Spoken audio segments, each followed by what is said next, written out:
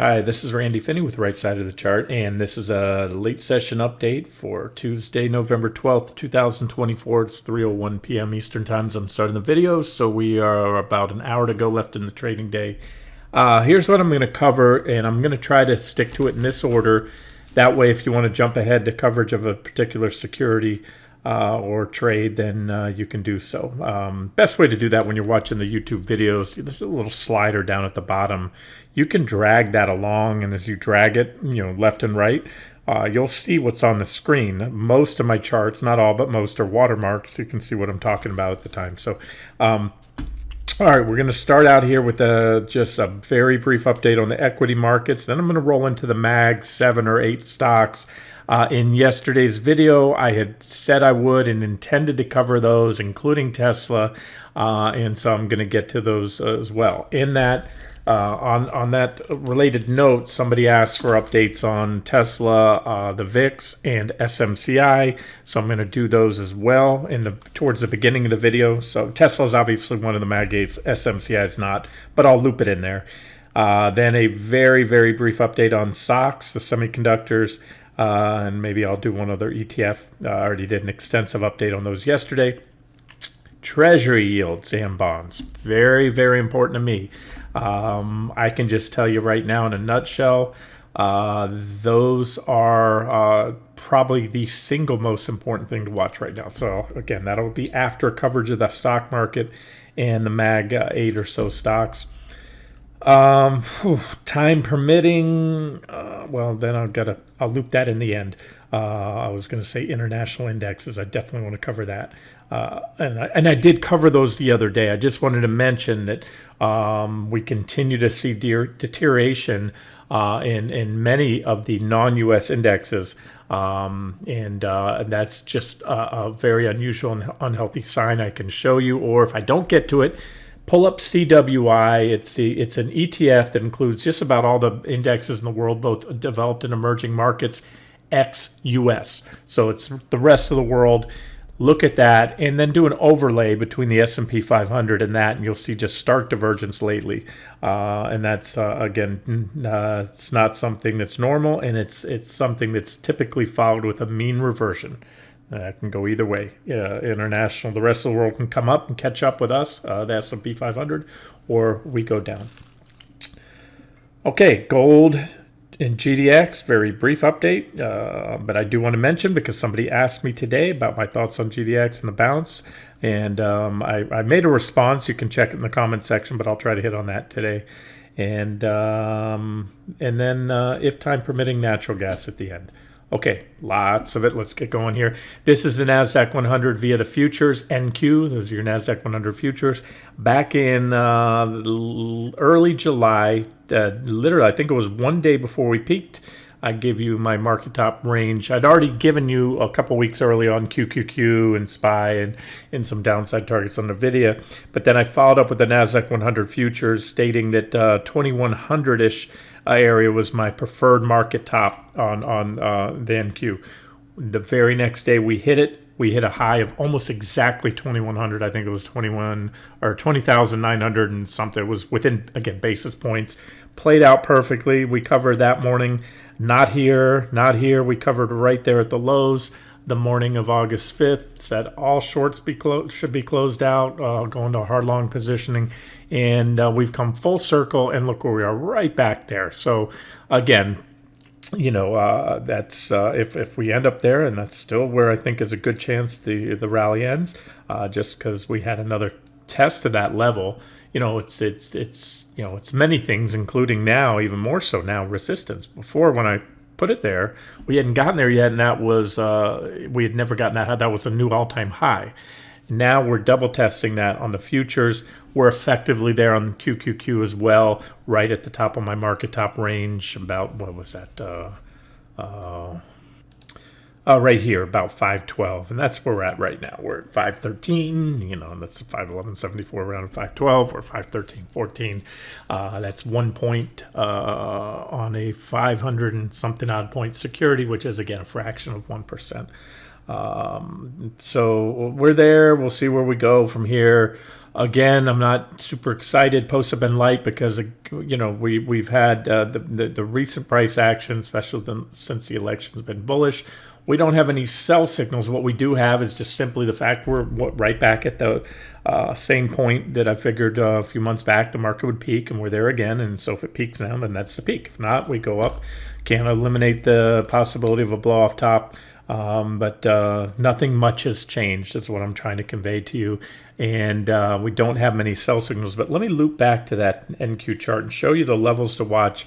If you are a futures trader, even if you're not, you can pull these charts up. You can get them free futures charts. If you have I think a Schwab account, TD Ameritrade, the old Thinkorswim platform, which is now owned by Schwab, I believe they'll give you free real-time futures charts. Platforms such as investing.com will give you free real-time futures charts, even if you don't have a futures account, is what I'm trying to say. And of course, if you have one, then you should check those. So there is a pretty big level. That's the old former T2 second price target. You can see it was a price, those targets were laid out back here again before we peaked.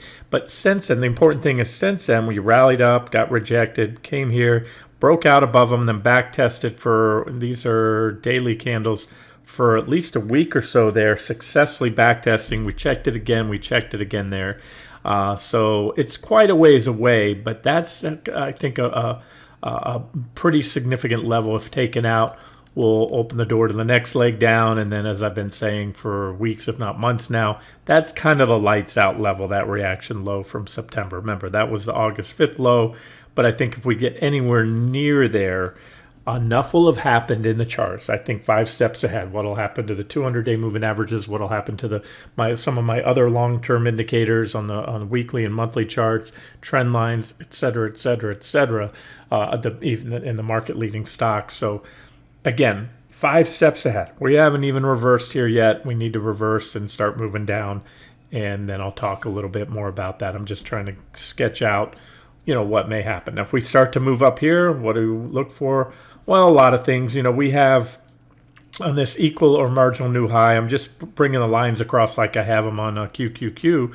It's effectively just simply an equal high and still divergent high. We've made a equal or ever so slightly, which gives us that negative divergence there. And I always say divergence is not a sell signal, so that's kind of what we're waiting for. We need to see some type of decent sell signals. And I gave you a level it's a little bit lower that'll probably do the trick. When I jump down to a 60-minute chart, if you want to get a little more granular, we've been kind of holding here, consolidating since the Trump pump. And it seems to me about 21,100, anything more than a brief dip below will bring us down and likely trigger some selling. I haven't updated this chart in a bit. It's a little bit sloppy. But we do have, by the way, that most recent high. Let me just draw it out for you here. We finally, on the 60-minute chart, have now, because this was a higher peak here and it kind of took out that previous divergence, we now have a divergent high there. So that's your update on the NASDAQ 100. The all-important index to me, S&P 500 will follow it because it's just more concentrated weighting of the same things that are the top holdings in the S&P 500, just a higher weighting in the NASDAQ. All right, let me get SMCI out of the way so I don't forget it. It's still, looks okay. We're still above. I laid out a trade, and we're still above the suggested stop. Daily chart, you don't have the divergence here anymore in the PPO, so I'm going to delete that line. You do have some RSI divergence. And again, it's just, we already hit in pre-market. I got out to you right then that morning. We already hit that top of the gap, and that was R1. Like I said, could have been, you could have used that as a first price target. And so that's it. It either works out or not. Still have the positive divergence. If it does take out that stop, and you want to give it room, just keep in mind you're going to still have a divergent low. Divergence isn't a buy signal, but it is an indication of a likely trend reversal, and that is that. So if you're in that one, those remain the current targets, and we'll see if it can get some traction. This is a daily chart of QQQ. Again, ever so slightly marginal new and still divergent high. You can see down here below the divergence lines, lower lows and all the indicators on a slightly higher high. This is election noise, I call it, and a pop that when faded, that should be quite bearish. If you look at the three Trump candles, we'll call them, if those get wiped out, that should probably do the trick right there. So I'm going to say it's about right here, just below that 486.79, about 485. You can see it's just, we had this period of consolidation, waiting to see what happened with the elections, the Trump pump, and then if that gets faded, that will most likely bring in some selling there. All right, NVIDIA is now leapfrogged over Apple. They've been playing piggyback or leapfrog, I guess that's what it's called. Still no change in the technical posture. We made just like NASDAQ 100, an ever so slightly higher high on virtually zero volume. So it's a breakout, non-confirmation, very low volume. I've covered that quite a bit lately. My low volume indicators on the S&P 500, NASDAQ 100 are firing warning signals with a rise on extremely low volume. As I often say, breakouts that occur with negative divergence and overbought conditions, both of which we have here, have a much higher rate of failing. And as do breakouts that occur on average or below average volume, which this most certainly, as you can see, the volume bars are just ticking down to nothing. Nobody's buying. NVIDIA is being bought on fumes right now. The short sellers have given up in this market, most likely, or at least on NVIDIA. They left the building, and you know, it's it's Newton's first law of motion. A body in motion will stay in motion until and unless acted upon by an equal but opposite force. And so that's what will happen if something's going up until you start to have more sellers than buyers. And when that happens, the day, I can't tell you, but I can tell you the price level. You got these trend lines. You got the one off the lows, the August 5th lows right there, my white trend line, but then this bigger, more significant purple trend line, just a beauty of a trend line in my opinion, comes off the October of 2022 lows. It's the same very one. We covered that short. We shorted the highs there out of everything, including the video there, and even reversed it long. Did it again there. Highlighted these pullbacks to these trend lines. And that is the primary bull market trend line. And when it goes, the market goes, in my opinion. And when I'm talking, you know, all the better if you can see a solid red close, solid daily close. You see some support levels below. Even as each are taken out, 200 days, it just increases the odds. And I still very, very much maintain the longer term targets I gave you back when on June 26, when I gave you the downside targets for QQQ. Here's what it looks like on a clean board if you just want to see a clean version of NVIDIA without all the other annotations. There's that primary uptrend line. There's the first divergent high. Again, it's not as if it didn't pan out for a correction. It's a 35% drop. 1/3 of the value of NVIDIA got wiped out off that divergent high. And we've gone up and just made a marginal new and still very much, but even larger divergent high, which indicates no guarantee, but does indicate a much larger drop to come. And that should bring in those long-term targets that I have down here to, you know, the next one. We already hit T1. That was the day we covered, bounced. And it's why I list multiple targets. Upon the tag of each target, reaction is likely. It's hard to always gauge where. I give you my thoughts, you know, on where reactions are likely, like with natural gas, which I'll get to in a minute. I've done that quite a bit lately. Told you when planning, you know, where I don't expect much of a reaction. I did it with SMCI before we hit the final target on the short trades. Look, we already came close enough to the first target, so my preference is to sit tight, hold out for T2, the final target, and that's what happened. It didn't bounce. Natural gas, I'll get to in a second. But so anyways, that was a heck of a reaction, one that was expected. I know it would take us this. No, but I also said at the time with the market, I kind of gave it was moving targets for, you know, we're going to bounce. It's going to be substantial, most likely double digits. This one's kind of pushed the upper limits of where that bounce was likely to go, but that's it. We just need to go and reverse now and break. We need to break the trend line, I should say. And then T1's already been checked. So we could certainly have another reaction off it, but the odds are increased that any reaction will be fleeting, if any, minor, if any, and then we may go on down to T2. So first things first, we have zero sell signals on NVIDIA, so we need to get those. If you go down to a 60-minute chart, you want to kind of hone in on where the early sell signals might come before we break that trend line. You have this wedge throughout the last trade idea, got stopped out, but you still have this uptrend line off the recent lows, and the divergence is still very much in place. We had a divergent high here. It just made a marginal noon, slightly higher high. The divergence continues to build, and so there is a 60-minute uptrend line. It comes off the early September lows. Okay, I need to go a lot faster here because I do have a lot to cover. So Apple, very important, and something that I'm keeping my eye on very much. Threw this one out as a trade idea with a break to come on a sell signal, to come on a break below that trend line. Came the right before they reported earnings, went down. Post earnings, hit my first target. We've been consolidating on that level. I list multiple targets because upon the initial tag, each price target, the odds for reaction are elevated or likely. And define a reaction as they can come in one of two forms or a combination of both, either a bounce, which we did have, or a consolidation. So far, the bounce has been muted. It's been mostly consolidation. You can see, count the days, 1, 2, 3, 4, 5 days out of the last 8. 6, 7, 8, yeah, that we've hit that and bounced off that T1 level. So it's pretty decent support. If I thought it was support before, it's been validated with those 5 additional reactions. So what needs to happen? Boom, we need to take that out. Then we go to T2. Sometimes we don't hit the rest of my targets. Sometimes we only hit the first target. So we'll see. All I can tell you is we are below the trend line. This one's still on a sell signal. And it's coming off a big divergent high. And these are, again, just near-term swing targets. If my longer-term targets pan out for the markets and QQQ, Apple's going to go a lot lower. And that's if. And if's not going to happen unless we take out step by step. Take out the first one.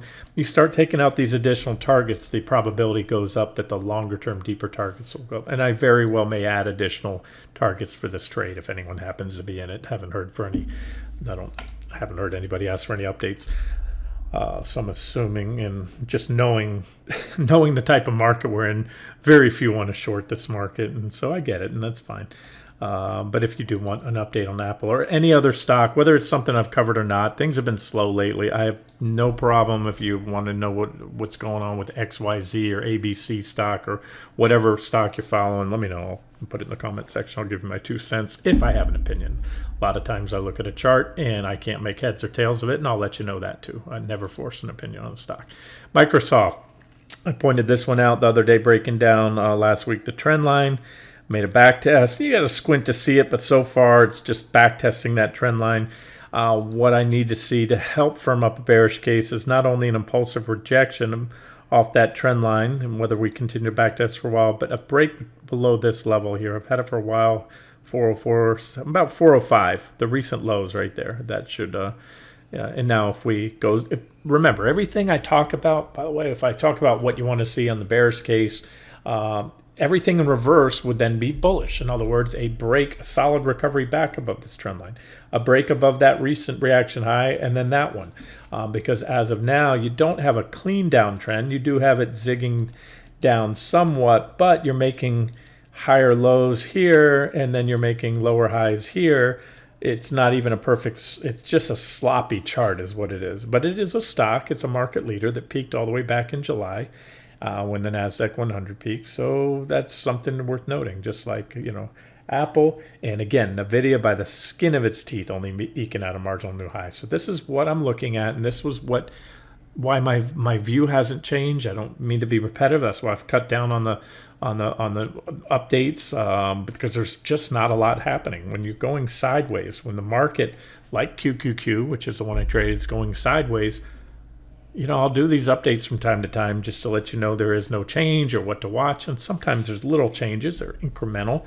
What I mean by that is, we have in recent weeks, as I've highlighted, sell signals on Apple and Microsoft, but we need to get NVIDIA. And then we need to get Alphabet. I don't have a strong opinion. Alphabet's a sloppyish chart. All I can tell you, the big level in Alphabet is the trend line off the January 23 lows right there, that yellow trend line.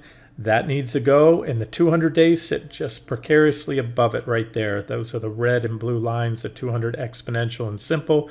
We had a brief overshoot, and that was because the market and everything else, major indexes, most stocks at that point, or actually it was right there in August. Google just had a brief post-earnings drop below and is back above them. So that's it, guys. All I can tell you with a strong degree of conviction, if Alphabet breaks there, it's probably going much lower. Right now it's above there, but it's still off that big divergent high. What I think it is just first leg down. By the way, positive divergence, bullish falling wedge, breakout, counter trend bounce, and this comes next. But I can't say with the highest degree of confidence. But what I can say is whether it's a week from now or 5 months from now, when Nvidia, if and when Nvidia is solidly below this trend line, Apple remains below that trend line, Microsoft remains below that trend line, Alphabet has taken out and has moved below this yellow up trend line, then the market is going to start to snowball lower, go a lot lower, and then we'll be to that what I call full short position, or aggressive short. Amazon, divergent high here. It's one of the few market leaders, the big Mag 8, that's made a new high, but it is just like Nvidia, an ever so slightly incremental marginal new high, and it's still a divergent high. I had a question mark here because I had added that line way back here, open to the possibility or the potential that we might make a marginal new and still divergent high. That's why I had a little question mark. So that means check. It's now done. It's official. So it's just taken the divergence that we already had and made it even larger. Amazon, you have a big longer term uptrend line here, which we briefly, like a couple things, undercut when everything was selling off hard into the August low, snap back above it. I could probably, and I will pull it a little bit lower. That's a better fit right there, guys. And then I also have this minor uptrend line here, which they roughly intersect. And then the 200 days right below it. So there's the magic number right there. Bears want to see Amazon to start selling, trigger a sell signal. Meta has just been walking up the line. It's kind of like Johnny Cash walking the line here. Here's that uptrend line right there in yellow. Lots of clean reactions lately. Wedging up, ready to pop, but needs to do so. And also fall back below 540 because that's the price support just below. We had several reaction highs there. That needs to go. Tesla. All right. I very much think this is a hot air, a bubble. And I made a comment. Somebody asked, a bubble ready to pop. I give you guys stops just based on these. Did I give you deeper targets? I can't recall. I had T1, T2. Okay, yeah, that was it. That was just calling it back for a quick trade back to here. Still think that'll be hit. I still think this one's going. Look, if the market's going where I think it's going, 40-50% downside over the next year or two, then you're going to see Tesla go down quite a bit. This, I think, was just a trade full of a lot of hot air because he had gotten chummy with Trump before the elections. Now, from a technical perspective, it took out the downtrend line. So I'm going to have to acknowledge that. And that is bullish unless that fails. That's why that last short trade I gave you the other week, which has, I told you yesterday, and I meant to cover it in the video and forgot that towards the end, that video went too long. Stop was hit. So technically that stopped out. But look, if you're in it, right, I think a great stop is above yesterday's high. I think this is just the Trump pump. You're going to realize the stock is bloated, overvalued. It's a bubble ready to be pricked and popped. And that would still be a minimum target. They'll probably buy that there, even if it's going to break that level. So I think we'll go down there and then ultimately break it. The only way the market's going to where I think it's going is if Tesla breaks it. So if you're, let's say, near-term bullish, you agree that was a little overdone, but you like Tesla longer term, then ride it down here to T1 or T2 and then go long. I would have a stop below this level. And if you're longer term bearish and you're short, or you want to short it today, you didn't take it the other day when I threw it out here, you can have a stop really, you could keep it real tight above yesterday's highs. I think that's objective, very low, relatively, again, relative. Everything's relative in trading. That's about a 9%. 8.5%, 9% above current levels, but then you're targeting a drop of about 21%. So Tesla moves quite a bit on a daily basis. You have to factor that in to your position size and your profit loss potential. But big divergent high. And again, I said it the other day right here. that was a divergent high, and what I said, it was the last time I had negative divergence on the daily was right here. Now you had it first at this point here, right here. Here, let me turn off all the lines so you can see what I'm talking about. So as I often say, divergence isn't a sell signal. I took a shot at the resistance we were at the other day. It carried through there, but you had the divergence up to that point there, at least on the PPO. Then you had divergence on both indicators here on that additional high there. And from top to bottom, that thing fell about 53%. It would have been a mega short. Or if you don't short, because for whatever reason, you would have sidestepped giving back. Again, if you didn't have any stops in place, you would have lost over half your money in Tesla at that point. Broadcom, AVGO, call it, Mag 8, one of the big ones up there. Big divergence, just like you had divergence here. You had a big drop, beautiful, highlighted there. We had uptrend line support and the 200-day moving averages. Another pullback to that primary uptrend line and 200 days. And here it is again. So you got it. I know you know what I'm thinking. That will be a major sell signal on Broadcom if and when this gets taken out, especially on a daily, even better on a weekly closing basis. The only thing about waiting for a daily close or even a weekly close is by, when that breaks, probably going to be, the floodgates are probably going to open on it. If it breaks on a Monday and you wait till a Friday close, heck, dang thing could be down here to my 120 target. But right now, no sell signal. It's pushing near multi-year highs. It's got this little period of consolidation right there. So 167 under that will probably bring us to the trend line. Then the trend line, and then remember you got the 200 days just below it. But it should be smooth sailing once 143 gets taken out. All right, and then, I almost forgot. Oh, no, I covered SMCI, didn't I? Yeah, I think I started out with that one for you. Yeah, I did, sure did. Okay. All right, so you guys have an update there. Let's move along and cover the semis again. I did a very long video yesterday. No change there, but look at this. They're weak. I was going to cover some additional things. That's it. I just want to point out we're right there. Again, that is a very well-defined trend line off the early October lows. Oh, and if SOXX breaks that, you want to see NVIDIA also to seal the deal or increase the odds, I should say, that we're going much lower.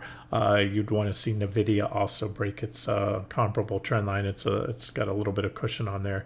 There's targets I gave you too. This is still very much in play. We already hit T1, we hit T2. The trend line was hit, where was that? Here. And then these are your deeper targets there on the SOXX Semiconductor ETF. XSD is just another one. Kind of gives you, it's a different basket. This is Spider's S&P Semiconductor Index ETF. Divergent high, little wedge break, big drop there. August 5th lows, cover all shorts, go long, bounce as expected. And you can see I have this little trend line here on XSD, an uptrend line that also should do the trick and get some selling in there. Kind of looks a little head and shoulders-ish, yeah, doesn't it? So if we can break down here, that would be your neckline, and that would bring in, if you see a drop down here on volume. All right, let's move on. I already covered the semis yesterday. Let's talk about treasuries real quick, because again, probably the most important thing to watch right now. TNX is the yield on the 10-year treasury bonds. That's the rate that the 10 years paying. I've talked about this quite a bit. I'm sure others have. I know it's been in the media, but the market is completely shrugging it off. This yellow line here was I put it on the September 18th candle. That was the day the Fed cut 50 basis points. Rates were going down into that meeting. It was kind of a flip-flop, whether they do 50 or 25. They went with the bigger 50. And instead of the market and interest rates, going down even further, getting a bigger than, was just to the within the last few days, the odds really jumped up to the 50. But before that, heading in, it was about equal odds. And the opposite happened. So this is clearly at this point. Now, again, 1 month, 2 months doesn't make a trend, but it's the making of an uptrend. But let's talk technical. So what I'm saying, this is the bond vigilantes coming in and checking the Fed. The Fed's losing control. Then this was the 25 basis point cut, which was fully priced in and expected. You can see it took the 10-year yield down. That was the day of the cut right here where we closed. We had 1 day of lower yields, and then boop, popping right back up. Okay, this is, and again, very important from a technical perspective. And I've been saying now since we're approaching this trend line, and as I do this video, I don't do the video recording thing, but I'm telling you, I'm doing little air quotes with my fingers.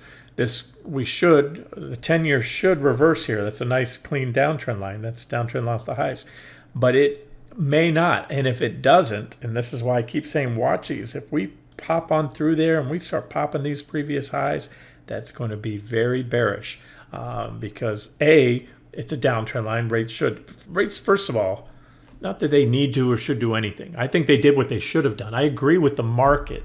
The fact that they went against, the bond market went against what the Fed was trying to accomplish, that rates went up because it's going to be inflationary. Fed is stimulating. Powell, who I call the scorpion from the old Scorpion and the Frog fable, it's in his nature. He fought his urges, his natural dovish inclination, when he finally had so much crow to eat, so much pie in his face about being in denial of inflation after COVID, until it was way too late and the Fed was massively bleeding credibility. And so he did what he didn't want to do, and he hiked rates, but he's resorted back to his usual ways. And this is the market saying, well, now you're easing into, a strong stock market at all-time highs, and that's going to eventually lead to inflation. And so either way, guys, watch it. We're there. All I can tell you is that this wouldn't surprise me at all. That's why I keep putting we should reverse off here in air quotes. I do believe that there will be a point of reckoning for all this excessive debt the U.S. continues to accumulate, massive deficits. I do think that will get checked. It could be, it could already be in process now, in play, or it could be a year from now. Maybe we continue 2 years from now. This has been going on for some time. There's, people been saying, smart people, very smart economists, that our GDP to debt ratio is unsustainable. The deficits that we continue to build, but yet the market goes up. Okay, it's going to do that until it doesn't one day. And all I can tell you is this is a key level right here. That's a downtrend line. So if we pop that and then those previous reaction highs, the market will sooner or later start to really feel that impact. So there it is. And then you have this uptrend line. We tried to break it there. We had two little whipsaws below it. Bonds have been volatile. And if we get rejected, and that would help support additional upside in equities. Unless, as I've said repeatedly, if you see this happening with the stock market going down, breaking the support levels that I started the video with in the key stocks, that may be a flight to safety bid. So while this, to me, has no alternative but bearish for equities, this can be one of two things. And again, which one it is, it's not double speak. It's watch the market. If you're breaking support and the market starts waterfalling down and the VIX is going up and the stock market's falling and market leaders are breaking down, that's probably a flight to safety bid. If this happens with natural organic forces, meaning the Fed cuts short-term rates, and if the market kind of gets in line with that and starts, pricing in lower long-term rates, and there's stability in the financial markets, no cracks, no red flags, you don't see credit spreads widening, then that could help support. It should be net bullish, is what I'm saying. So we'll watch it. And all I can tell you, we're right there. And so far we've had now, this is the big thing. That was one of the biggest cuts in years. That's typically an emergency rate cut, a 50 basis point cut. And it came with the stock market right off all-time highs, another cut, and absolutely the opposite. Long-term rates are going the opposite direction. And again, I've said this many times, these are the rates that you and I borrow on. The 30-year or the 10-year Treasury bond determines the rate of the 30-year mortgages, give or take. They track the 10-year closer than the 30-year bond. You've got car loans, personal loans, business loans, everything. So the 10-year is the most important one to watch. Again, I know I'm beating a dead horse here, but again, it's something to watch. We're at a critical juncture. So far, no resolution yet. We haven't clearly broken the uptrend line, nor have we taken out the downtrend line there. All I can tell you is that we've had now 75 basis points of rate cuts since September 18th, and long-term rates have done nothing but rise over that period of time. TYX is the 30-year. I also keep an eye on that. That one does have a downtrend line, which we have taken out. That should be noted. Again, most market participants put a higher weighting on the 10-year bond, as do I, but the 30-year just kind of shows you what's going on there. And we're above that. And again, nothing but rising rates since the Fed started the first rate cutting cycle in years. And that's not what they want to see. And the million-dollar question, will it continue? If it does, I would be not surprised but shocked if the stock market doesn't start to move sharply lower. Incrementally. It's incrementally, but almost exponentially, if you will. In other words, not, if we go here, S&P might do that. But then if we go here, the S&P will probably do that. We go here, it'll probably do that. Okay, so I guess incrementally, but not tick for tick. Higher you go up, the more the market will start to freak out. In fact, I've done that for you going back for earlier in the year. I gave you these zones here, and I was on them almost every day, covering this yellow, orange, and red zone. And we got into and warned of what would happen long before we got there. Created these zones when we were here. Everything was hunky-dory. That means yields were low. We started going down in the yellow zone, and then the orange zones where the stock market really starts to take note. And we dipped into there a couple times. Both times the stock market had corrections. And as I pointed out the other day, we dipped in there briefly, had an abatement. Remember, this is Treasury bond price. It's the opposite of yields. So this is rates going up. Treasury bond prices going down. That was, let me just show you, and then I'll flip over to the S&P. That was November 6th. We went up, and we're cracking back. And we're just dipping our toes in, but we're back into the top of that orange zone. Now let's look at the S&P 500. That was November 6th. Let me just pull it up here on a daily chart. November 6th was right here. And now here we're at. So we're cracking back into that zone again. You can see the S&P starting to feel some heat. QQQ right here. There was November 6th. We're there now. We're dipping back into there again. It's so far, you can say that you can argue that has nothing to do with it. I don't care. All I'm telling you is I do believe in these levels, and I think I haven't modified them. I think they're still roughly about where they should be. I could clean the chart up. But again, it's an incremental thing. But as with each tick lower, more and more people are going to take note of that. And the stock market will, again, really start to take note of that. And if we get anywhere near that red zone, the market will most likely freak out. And the red zone's based on just us getting back to where interest rates peaked, where the bonds peaked back in October. That's where the stock market bottomed. It is not at all a mere coincidence. The stock market bottomed in mid-October, and that's when interest rates peaked. The stock market's forward-looking. Actually, it was a concurrent peak pretty much. Treasury bond yields peaked. We had that huge drop in interest rates. That was a surge in bond prices, and that's the first leg up in the stock market. We had a correction. Yields went up again. The stock market had a correction, and then this took us to new highs. Right now, there's a disconnect. Again, not being priced into the markets as something else I'll try to get to in a second here. Let's do that. I'm going to just switch over and hit on that international markets. I'm not going to go through each and every one. I can do it quickly. I can rifle. There's the S&P 500 just off new highs right here. But yet when you look at most of the other, Canada, that's our closest neighbor to the north. Their economy kind of often mirrors ours, their stock market particularly. But big divergence too, negative divergence, and needs to break 40, 49. But as I go through the rest, the big developed countries, Germany, right on the primary uptrend line. Again, a completely different story. Remember, S&P 500 looks like this. Germany, the world's fourth largest economy. It's U.S., China, Japan, and then Germany. Yeah, fourth largest economy in the world right here. Poised on any more downside to break down. Now, it hasn't broken down. It's a pullback to support. If you are bullish the world, you're bullish Germany, you buy EWG right here on trendline support, just like you would have bought it there. Also on the 200-day moving averages.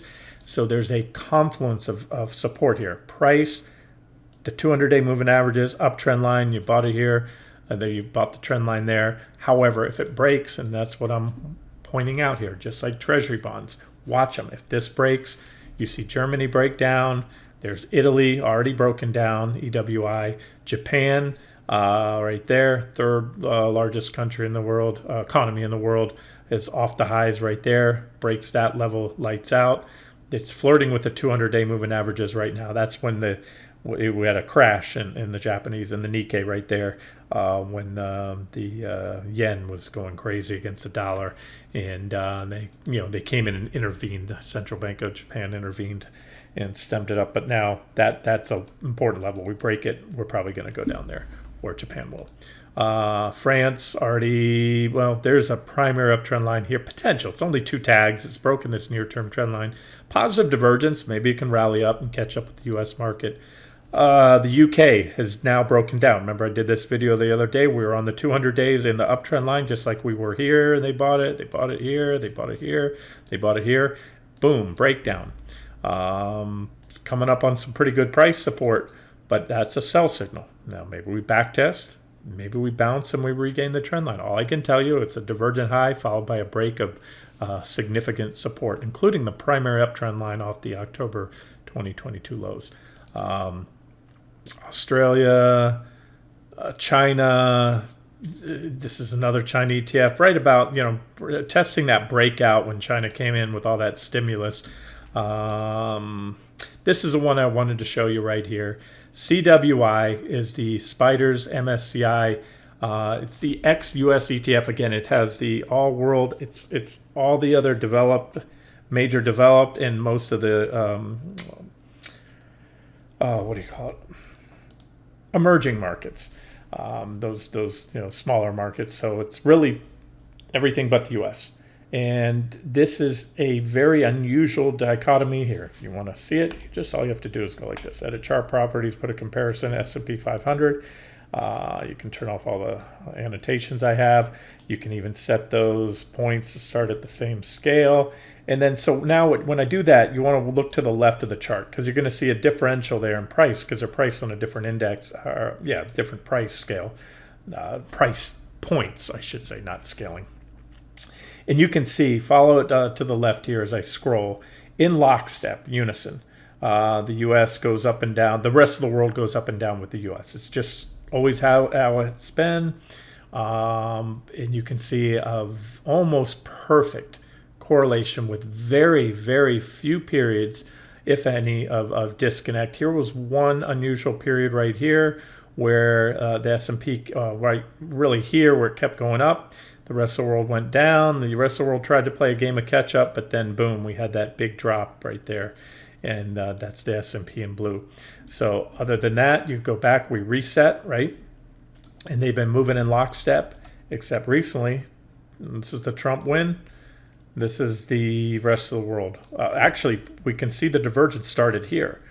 You can see it a little better right there. So the S&P has been marching on, partying on like everything's hunky-dory, and the rest of the world says, we're going the other way. So again, mean reversions can be several things. U.S. down, the rest of the world up.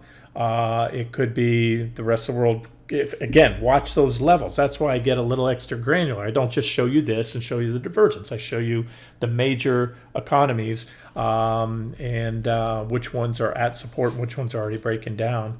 And the ones that I didn't show you, again, they might not move the needle, but if you're in these countries or investing in them, it's all those Nordic countries that seem to be breaking down, and that's concerning in my opinion. This is Denmark. Denmark clearly broke down. Ozempic, something's going on there. Novo Nordisk, I'm making a little joke there. It's now the largest company in Europe, and it's a big part of this Denmark. But that's a clear breakdown, guys. Look at that. It's the 200 days, which they've been buying it on since they recovered them back here. The uptrend line, pretty well defined. And this thing's just heading lower. It's not the only one. There's Belgium, just broke down. Again, I highlighted these the other day, and they've since broken down. This is the next support level right here, about $19. And it's at the 200. So there's a chance these guys could just have a little whipsaw and continue on up. But if they don't, watch this. I can't make a promise to you, but I feel strong that if the rest of the world continues lower, the U.S. is eventually going to feel that. It would be very unusual. And remember, we're in a global economy. If the rest of the world's in a recession or there's problems elsewhere, they tuck in their wallet. Our exports then drop. Their problem, the world's problem is our problem and vice versa, typically. All right, Sweden here. Breakdown since that last update of both the 200-day moving averages and the uptrend line. Sometimes you get a little whipsaw, get back above there, but just watch. If we continue to walk away, take out these next support levels. The Netherlands, boom, breakdown right there. Clean up trend line. All right, I think you get the point. Austria already broke down quite a little while ago. All right, we are almost done. Long video, but I figured I'd kind of squeeze it all in here. So another question put to me today. Okay, I gave you an update this morning on GDX. Said we'd probably get a reaction on $36. As I've been talking about here, we had that in the most recent divergent high. We had a sell signal. I told this little EKG system. You just short these trend line breaks, even just for quick swing trades, but then warning that, hey, sooner or later, and probably sooner than later, we're going to break down because we have big divergence forming. And boom, we broke down. We hit that first target there below the trend line, $38 ish level. So probably bounced. You want to wait till short a little bit below. Don't try to get all the way up there. I don't think we'll make it there. And then we'll go down here and boom, we hit that today. Probably have a reaction. So far, we have a reaction. We've been holding on that level all day. It's also the 200-day. Now, okay, where do we go from here? Somebody asked me, Randy, because I didn't draw, you notice how I didn't draw any more down arrows. I just had the bounce arrow. I'm not sure. Here's why. I think we'll get another leg down. Gold, if you look at just GLD, the ETF, nice clean up trend line, it's broken down today. So you might say, okay, well, that's going to bring GDX out. I think this breakdown will stick. However, this is an ETF. ETFs are great, especially gold. It's low expenses. It's not leveraged. However, it's an ETF, and it's not spot gold or gold futures. So I watch gold futures.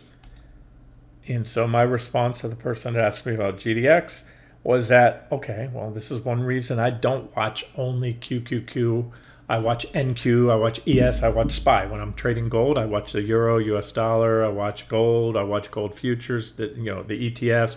If I'm trading silver, I'm going to watch gold because that's kind of the big brother of it. So my reply, and I put this chart up for you earlier today or in that comment section as a reply.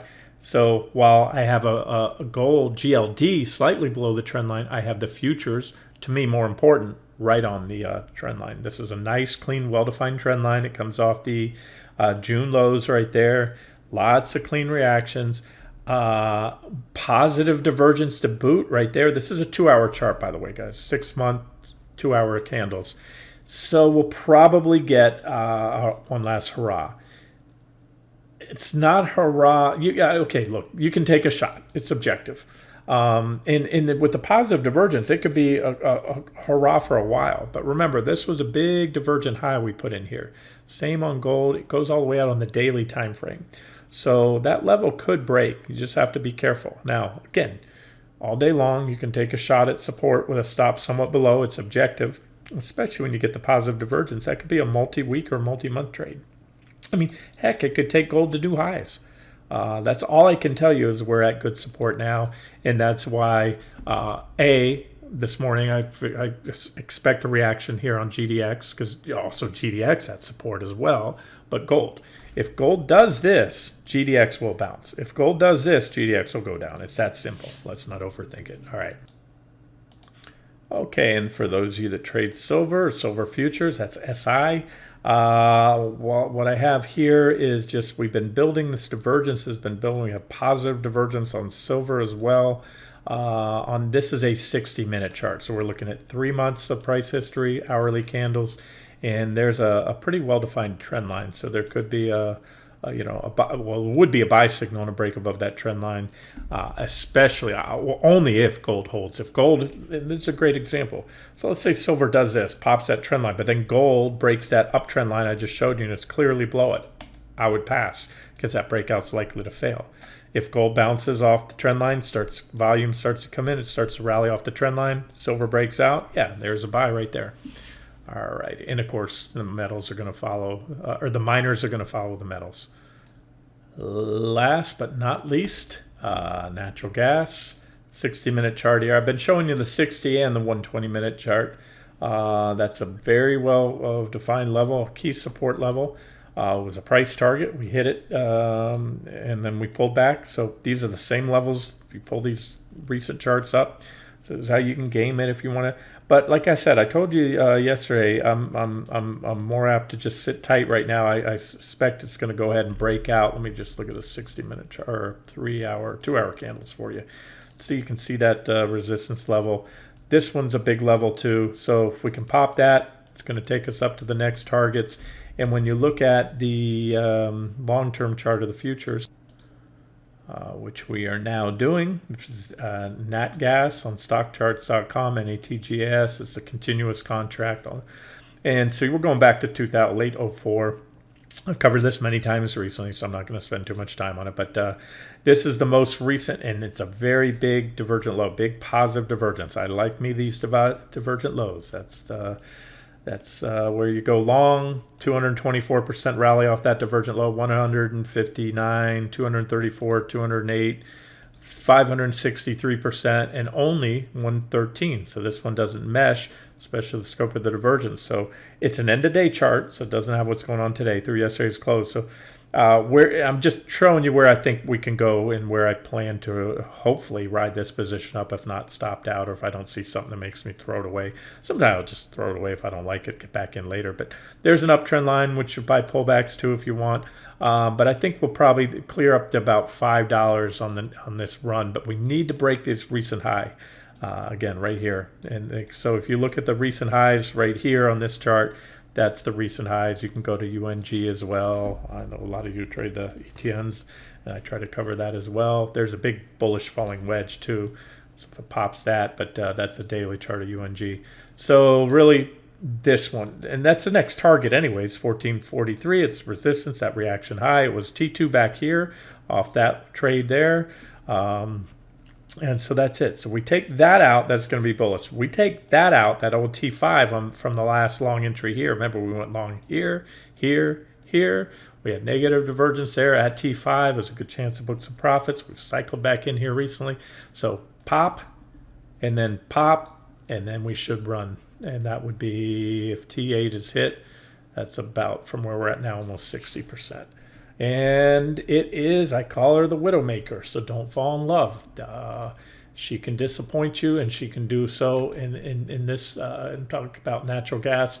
Just when you think oversold can't get any more oversold, it will. Or just when you think it can't get any more overbought, it will. When the sucker wants to run in either direction, she runs. Sometimes she consolidates, bounces around. She's more conducive to active trading than swing or trend trading.